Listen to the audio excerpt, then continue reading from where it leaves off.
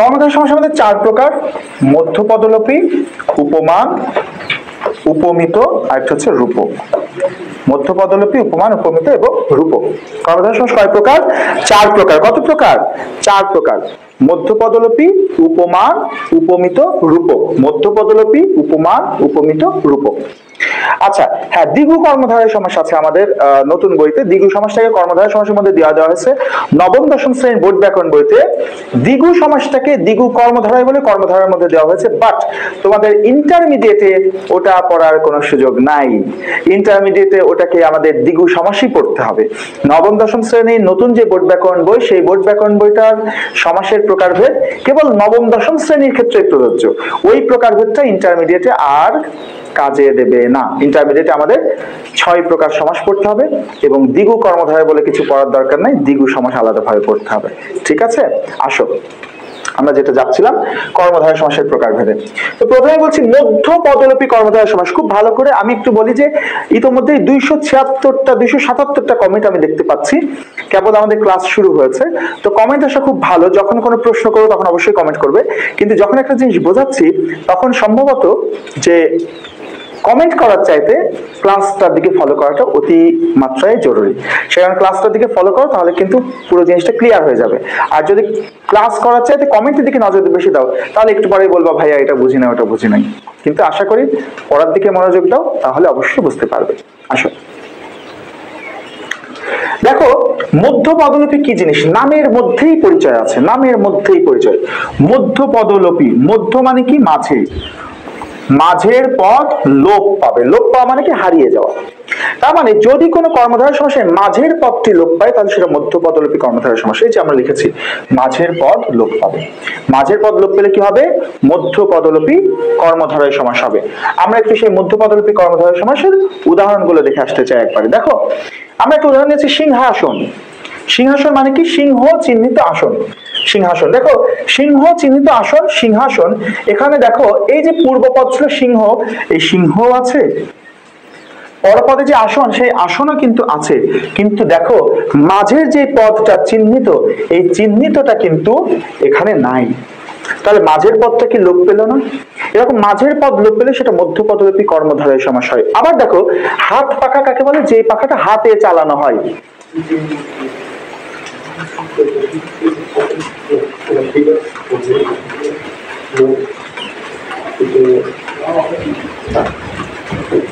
ওকে, দেখো হাত পাখা মানে কি? হাতে চালানো পাখা। হাতে চালানো পাখা, দেখো হাতে চালানো পাখা, হাত পাখা। এখানে হাতে আছে, এখানেও হাত আছে, এখানে পাখা আছে, এখানেও পাখা আছে, কিন্তু মাঝে যে চালানো, দেখো এই চালানোটা কিন্তু এখানে নাই, লোপ পেয়ে গেছে। এরকম যদি মাঝের পদটা লোপ পায়, তাহলে সেটা মধ্যপদলোপী কর্মধারয় সমাস হয়। মাঝের পদ লোপ পেলে কি হয়? মধ্যপদলোপী কর্মধারয় সমাস হয়। দেখো আমি একটু উদাহরণগুলো এবার দেখতে চাই। সাহিত্য বিষয়ক সভা, সাহিত্য সভা, আমরা কিন্তু সকল উদাহরণ বিশ্লেষণ করব। সাহিত্য বিষয়ক সভা, সাহিত্য সভা, দেখো সাহিত্য আছে আবার সভাও আছে, কিন্তু মাঝের যে বিষয়কটা এটা কিন্তু লোপ পেয়ে গেছে। স্মৃতি রক্ষার্থে সৌধ, স্মৃতিসৌধ, দেখো এই যে স্মৃতি, স্মৃতিও আছে আবার সৌধও আছে, কিন্তু মাঝের যে রক্ষার্থে সেটা কিন্তু লোপ পেয়ে গেছে। দুধ মেশানো সাগু, দুধ সাগু, দেখো এই যে দুধও আছে, এই সাগুও কিন্তু আছে, কিন্তু মাঝের এই মেশানোটা কি আছে? মাঝের মেশানোটা লোপ পেয়ে গেছে। এরকম মাঝের পদটা লোপ পেলে সেটা মধ্যপদলোপী কর্মধারয় সমাস হবে। ঠিক আছে, আরো উদাহরণ দেখবো। দেখো ঘি ভাত মানে কি? ঘি মাখা ভাত, দেখো এই যে ঘি আছে আবার ভাতও আছে, কিন্তু মাঝের যে মাখা, সেই মাখাটা কি এখানে আছে? নাই। চালে ধরা কুমড়া, চাল কুমড়া, দেখো এই যে চাল, চালও আছে আবার এই কুমড়াও কিন্তু আছে, কিন্তু মাঝের যে ধরা, সেই ধরাটা কি এখানে আছে? নাই, মাঝে পদ লোপ পেয়ে গেছে। আবার দেখো হাঁটু পরিমিত জল, হাঁটু জল, তাহলে এই যে হাঁটু, এই হাঁটুও আছে আবার এই যে জল, এই জলও আছে, কিন্তু মাঝের যে পরিমিত, সেই পদটা কি এখানে আছে? লোপ পেয়ে গেছে।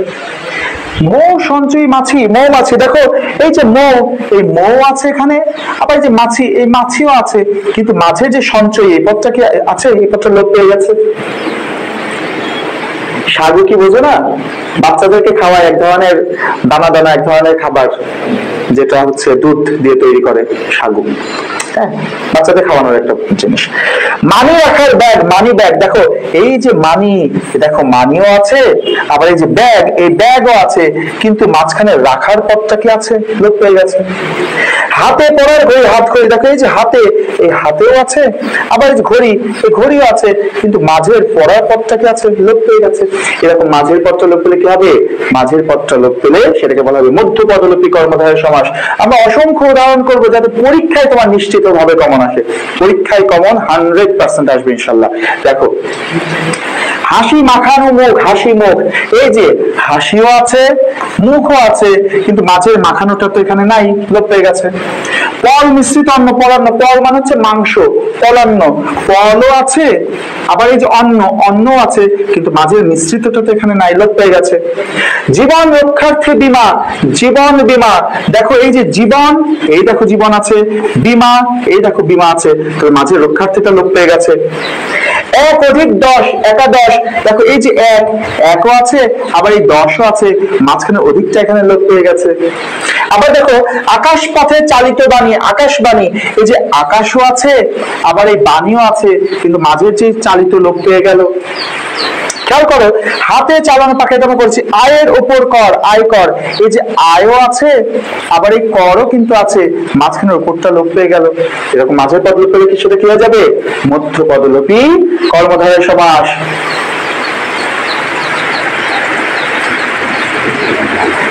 পরেরটা আসো, ঘরে থাকা জামাই, ঘর জামাই, দেখো এই ঘরও আছে, আবার এই জামাইও আছে, কিন্তু মাঝের পদটা লোপ পেয়ে গেল। ভিক্ষালব্ধ অন্ন, ভিক্ষান্ন, দেখো এই যে ভিক্ষাও আছে, আবার এই অন্নও আছে, কিন্তু মাঝের লব্ধটা লোপ পেয়ে গেল। শত অধিক 10, ষোড়শ, এই যে শত, এই যে শতও আছে, আবার এই 10ও আছে, 10-এর তালব্য শত, তাই না, কিন্তু মাঝের পদটা লোপ পেয়ে গেল। জয় সূচক ধ্বনি, জয়ধ্বনি, এই জয়ও আছে, এই ধ্বনিও আছে, কিন্তু মাঝের সূচকটা লোপ পেয়ে গেল। এইভাবে যদি মাঝের পদটা লোপ পেয়ে যায় তাহলে সেটা মধ্য পদলোপী কর্মধারয় সমাস হবে, ঠিক আছে। কিন্তু দেখো এখানে একটা পয়েন্ট লিখে দিয়েছি, তবে মাঝের পদটি যে রূপ ন্যায় বা বিভক্তি হলে, মাঝের পদটি যে রূপ ন্যায় বা বিভক্তি হলে সেটা মধ্য পদলোপী কর্মধারয় সমাস হবে না। মাঝের পথে যে রূপ ন্যায় বা বিভক্তি হলে মধ্য পদলোপী কর্মধারয় সমাস হবে না। তাহলে এখন দেখো আমরা যদি বলি মহান যে নবী, মহান যে নবী কি হয়, মহান যে নবী মহানবী, মহান যে নবী মহানবী, দেখো তো এখানে মাঝের পথটা লোপ পেয়েছে না, এই যে মহান, মহানও আছে, আর এই যে নবী, এই নবীও আছে, কিন্তু মাঝের যে সেটা তো লোপ পেয়ে গেছে, তাহলে তো মধ্য পদলোপী হওয়ার কথা ছিল না, কিন্তু হবে না। কারণ আমরা বলছি এই যে মাঝের পথটি যদি যে হয়, দেখো যে মাঝের পথটি যদি যে হয় তাহলে সেটা লোপ পেলে মধ্য পদলোপী কর্মধারয় সমাস হবে না।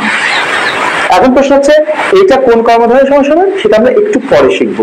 আপাতত তাহলে আমরা একটু মনে রাখি যে যদি কোনো কর্মধারয় সমাসের মাঝের পদটা লোপ পায় তাহলে সেটা মধ্য পদলোপী কর্মধারয় সমাস হবে। তবে চারটা জিনিস লোপ পেলে মধ্য পদলোপী হবে না। যদি সব বাক্যের মাঝে যে রূপ ন্যায় বা কোনো বিভক্তি থাকে তাহলে সেটা লোপ পেলে মধ্য পদলোপী হবে না। এটা ব্যাখ্যা আমরা একটু পরে দেখবো। আমরা আবার চলে যেতে চাই উপমান কর্মধারয় সমাসে। আচ্ছা, উপমান এবং উপমিত কর্মধারয় সমাসের ক্ষেত্রে আমরা একটু আবার আমাদের প্রকারভেদে চলে যাই। দেখো এটা আলোচনা